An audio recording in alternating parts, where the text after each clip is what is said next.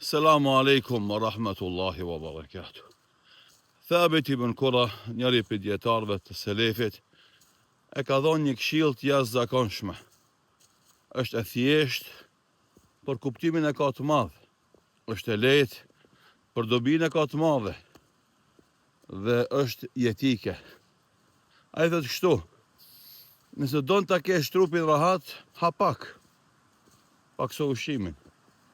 Nëse do ta kesh shpirtin rahat, bën ma pak gjunahe, paksoj gjunahet.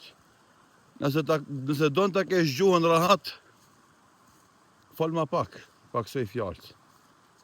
Andaj rahatia e trupit në paksimin e ushqimit, rahatia e shpirtit në paksimin e gjunaheve, dhe rahatia e gjuhës në paksimin e fjalëve. Subhanallah. Sikur na ta kishin marrë parasysh këtë këshill dhe porosi, e të kishim vepru me te, sa rahat do ishim dunjo dhe në ahiret. Mirë po, krejtë na jemi të zhytur në mundësit që ne ka dhonë Allahu. Ata ai ne ka dhonë si të mira, por na nga përdorimi i gabuar i tyre na shëndron të këqija.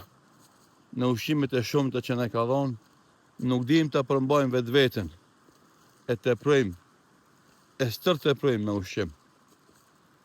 Mundësinë e jetës dhe veprave të mira ne e kalojmë duke bërë mëkate dhe gjunahe. Dhe gjuhën si dhunti për ta përmendë Allahun dhe për t'i ftuar njerëzit për te ai, na fatkeqësisht e shfrytëzojmë për të shoh, për të ofenduar, për të përgoju, për të rrejt, për të dëshmuar rrejshë me kështu me radhë. Andaj mend në këtë porosi dhe veproni sipas saj, për qenë ju rahat në këtë botë dhe për qenë ju rahat edhe ditën kur dalin për Allahu Dhul Jalal. Trupi i rahatshëm nga ushqimi i pakët, shpirti i rahatshëm nga mëkatet e pakta dhe gjuha e rahatshme nga muhabeti i pakët. Allahu na falë dhe na mëshiroft. E ne panoft adhurimet tona inshallah taala, e nuk na dënon për gabimet dhe mangësitë tona. Wassalamu alaikum wa rahmatullahi wa barakatuh.